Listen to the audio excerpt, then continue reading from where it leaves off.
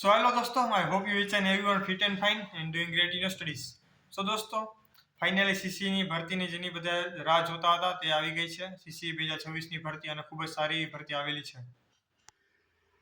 Group એની વેકેન્સીની વાત કરીએ તો એમાં 2365 અને ગ્રુપ બીમાં 3005. સો ટોટલ દોસ્તો 5370 જેટલી વેકેન્સી આપણને જોવા મળે છે અને હજી આમાં પણ વધારો થવાનો છે તેવો આપણને ન્યૂઝ મળે છે.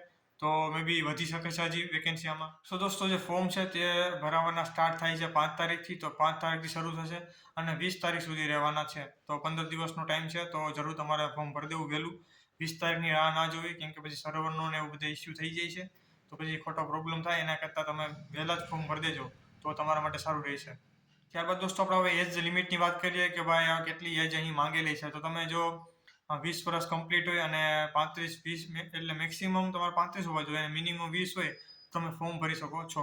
અને દોસ્તો તમે જો અનામત કક્ષામાં આવતા હોય એસસી એસટી ઓબીસી ત્યારબાદ ફિમેલ, તો તેમને જે પ્રમાણે છૂટછાટ મળતી હોય છે ઉપલી વય મર્યાદામાં તે તો છે જ. તો તમે તે પણ અહીં જોઈ શકો છો સ્ક્રીન ઉપર. ત્યારબાદ દોસ્તો અહીં તમે પગાર ધોરણ પણ જોઈ શકો છો. અલગ અલગ પોસ્ટનું બધી અલગ અલગ પગાર અહીં તમે જોઈ શકો છો. અલગ અલગ પ્રમાણે છે. આ બધી ફિક્સેશન 5 વર્ષનું ફિક્સેશન રહેશે આ બધીમાં જ. હવે દોસ્તો આપણે મેઇન પોઈન્ટની વાત કરીએ તો તે છે એજ્યુકેશન ક્વોલિફિકેશન શું માંગેલું છે, શું તમે કરેલું હોવું જોઈએ. તો અહીં તમે સ્નાતક એટલે કે તમે જો ડિગ્રી કરેલી હોય, ગ્રેજ્યુએશન કમ્પ્લીટ કરેલું હોય તો તમે ફોર્મ ભરી શકો છો. હવે મેઇન મુદ્દાની વાત એ છે કે ભાઈ કોણ એટલે છેલ્લા સેમમાં હોય તે ફોર્મ ભરી શકે છે છેલ્લા વર્ષમાં. તો ભાઈ એવું ફોર્મ ભરવાની જે છેલ્લી તારીખ છે 20 તારીખ, ત્યાં સુધીમાં તમારું ડિગ્રી, તમારું એજ્યુકેશન, તમારું જે ગ્રેજ્યુએશન છે તે કમ્પ્લીટ હોવું જોઈએ તેવું આપણને કહેવામાં આવેલું છે.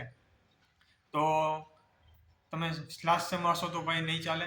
કમ્પ્લીટ જ હોવું જોઈએ. છેલ્લી તારીખ ફોર્મ ભરવાની છેલ્લી તારીખ સુધીમાં તમારું ગ્રેજ્યુએશન કમ્પ્લીટ જ હોવું જોઈએ. તો તમે ફોર્મ ભરી શકો છો, તો તમે એલિજિબલ છો. હવે દોસ્તો અરજી તમારે કઈ રીતે કરવાની છે? તમારે ઓનલાઈન જ અરજી કરવાની છે. કોઈ તમારે કાંઈ મોકલવાનું કંઈ થતું નથી. તમારે માત્ર ને માત્ર ઓનલાઈન જ બધું કરવાનું છે. અરજી પણ ઓનલાઈન કરવાની છે, ફી પણ ઓનલાઈન જ ભરવાની છે. તો અરજી તમારે ઓજસની જે વેબસાઇટ છે તમને ખ્યાલ જ હશે, અધિકૃત વેબસાઇટ છે. તો ના ખ્યાલ હોય તો મારી ટેલિગ્રામ ચેનલમાં તમને જરૂર પ્રોવાઈડ કરી દઈશ. તો તમે મારી ટેલિગ્રામ ચેનલ જોઈન ડિસ્ક્રિપ્શનમાં મેં આપેલી છે લિંક, તો ત્યાંથી મારી ટેલિગ્રામ જોઈન કરી લેજો. ત્યાં હું આપી દઈશ તમને લિંક ડાયરેક્ટ. તો તમે ડાયરેક્ટ એપ્લાયના જે પેજ છે ત્યાં પહોંચી જશો. હવે દોસ્તો વાત કરીએ એક્ઝામ ફીની, તો જીએસએસબી જે પ્રમાણે એઝ યુઝ્યુઅલ જે પ્રમાણે લે જ છે ફી 500 રૂપિયા, 400 રૂપિયા.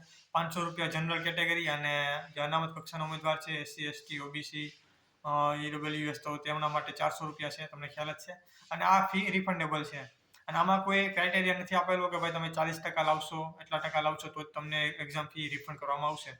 તમે એક્ઝામ દેવા આવશો, અપિયર થશો એટલે તમને એક્ઝામ ફી તમારી મળી જશે પાછી.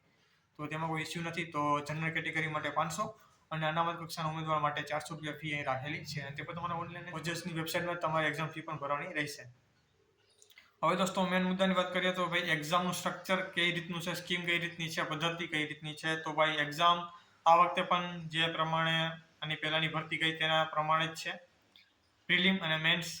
પ્રિલિમ ગ્રુપ એ અને ગ્રુપ બી બંનેની સેમ જ છે અને તે સ્ક્રીનિંગ ટેસ્ટ જ છે. તેનું કોઈ ભાગ નથી આપણે મેરિટ બનવામાં. મેન્સ એક્ઝામ મેન છે. તેમાં મેન્સ એક્ઝામ ગ્રુપ એ અને ગ્રુપ બી બંનેની અલગ અલગ રહેવામાં આવશે, તમને ખ્યાલ જ છે. તો ના ખ્યાલ હોય તો જણાવી દઉં. ગ્રુપ બીની જે એક્ઝામ છે તે આપણે એમસીક્યુ ટાઈપ જ રહેશે. અને ગ્રુપ એની વાત કરીએ તેમાં તમારે લેખિત એટલે ડિસ્ક્રિપ્ટિવ રહેશે. તેમાં 3 પેપર રહેવાના છે, 3 કલાકના હશે. જીએસ, ગુજરાતી અને ઇંગ્લિશનું. તો તે પ્રમાણે છે. તો દોસ્તો અહીં મેન તો તમારે પ્રિલિમ અત્યારે રહેશે. પ્રિલિમ તમે પાસ કરશો તો તમે મેન્સ આપી શકશો. તો આપણે પ્રિલિમનું સિલેબસ તમારે જાણવું ખૂબ જ અગત્ય છે. અને આ વખતે અને આની પહેલાના જે સીસી ગઈ તેમાં થોડોક આપણે સિલેબસમાં ડિફરન્સ જોવા મળે છે. બહુ વધારે નહીં પણ થોડો ઘણો છે. કેમ કે મેથ્સ રિઝનિંગનું થોડુંક વેટેજ અહીં વધી જાય છે. મોસ્ટ ઓફ તો હું કહું તો રિઝનિંગનું વેટેજ આપણે અહીં વધી જાય છે. તો વાત કરીએ આપણે સિલેબસમાં, તો ભાઈ જે પ્રમાણે પ્રીવિયસ જે સીસીમાં હતું તે પ્રમાણે જ આપણે સિલેબસ તો છે. ગુજરાતી છે, ઇંગ્લિશ છે, ત્યારબાદ જીએસ કરંટ અફેર છે અને મેથ્સ રિઝનિંગ છે. તો દોસ્તો રિઝનિંગનું વેટેજ આ વખતે વધારી દેવામાં આવ્યું છે. આની પહેલાં 40 માર્ક્સનું હતું પણ આ વખતે 20 માર્ક્સ વધારી નાખ્યા, એટલે કે ભાઈ 60 માર્ક્સ કરી નાખવામાં આવેલું છે. તો આપણે બધાનું વેટેજની વાત કરીએ તો ભાઈ ગુજરાતીના 15 માર્ક્સ છે, ઇંગ્લિશના 15 માર્ક્સ છે, ત્યારબાદ જે આપણે જીએસ છે, કરંટ અફેર છે તેના 30 માર્ક્સ છે, આપણે જે મેથ્સ છે તેના 30 માર્ક્સ છે અને જે રિઝનિંગ છે જેનું સૌથી વધારે વેટેજ છે તેના 60 માર્ક્સ છે. એટલે ટોટલ 150 માર્ક્સનું પેપર થવાનું છે અને તમને 120 મિનિટ એટલે કે તમને 2 કલાક અહીં મળવાની છે. અને દોસ્તો પર ક્વેશ્ચન તમને 1 માર્ક્સ આપવામાં આવશે અને નેગેટિવ 0.25 અહીં રાખેલું છે.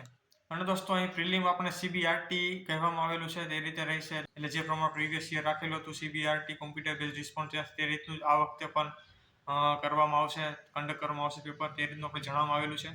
બધાને એવું લાગતું કે ભાઈ આની પહેલા બહુ જ બધાએ વિરોધ કરેલો છે, તો આ વખતે લગભગ સરકાર CBRT નહીં રાખે અને એક જ દિવસે પેપર થશે ઓફલાઈન, તે રીતનું કન્ડક્ટ કરશે. પરંતુ ભાઈ આ વખતે પણ CBRT તે લોકોએ આપણે લખેલું છે નોટિફિકેશનમાં, પછી ખબર નહીં તે લોકો ભૂલથી કરેલું હોય કે પછી ચેકમાં CBRT જ રહી, પછી કંઈ ખબર નહીં. હવે આગળ જેમ જેમ દિવસો જશે તે પ્રમાણે વધારે ક્લેરિફાઈ મળશે, ખબર પડશે. તે ઉપરાંત આપણે સિલેબસનો પણ થોડોક વિસ્તૃત સિલેબસ મળશે આપણે, તે પણ ભવિષ્યમાં આપણે જોવાનું છે. બાકી અત્યારે તો CBRTનું ભાઈ આપણે કહેલું છે, તો તે પ્રમાણે થોડી તૈયારી રાખવાની આપણે. અને દોસ્તો અહીં તમારે 7 ગણા ઉમેદવારમાં આવવાનું રહેશે. મેન્સ આપવી હોય તો તમારે કેટેગરીના 7 ગણા ઉમેદવારમાં તમે આવશો તો તમને જે મેન્સ છે તે લખવા મળશે. તો અહીં પ્રિલિમમાં 7 ગણા ઉમેદવારને મેન્સ માટે બોલાવવામાં આવશે, તો તે તમારે ખાસ ધ્યાન રાખવું. તો જોઈએ હવે શું CBRT લે છે કે પણ શું થાય છે, તે આગળ જ આપણે ખ્યાલ થશે. ઓકે દોસ્તો, બાકી કાંઈ પણ ક્વેરી હોય, કાંઈ પણ પ્રશ્ન હોય તમારા મનમાં, તમને મૂંઝવતા હોય તો તમને બેઝિક કમેન્ટ બોક્સમાં અથવા તો ઇન્સ્ટાગ્રામ પર DM કરી શકો છો. હું અચૂક તમને જવાબ આપવાનો પ્રયત્ન કરીશ. તો મળીને નેક્સ્ટ વિડીયોમાં દોસ્તો.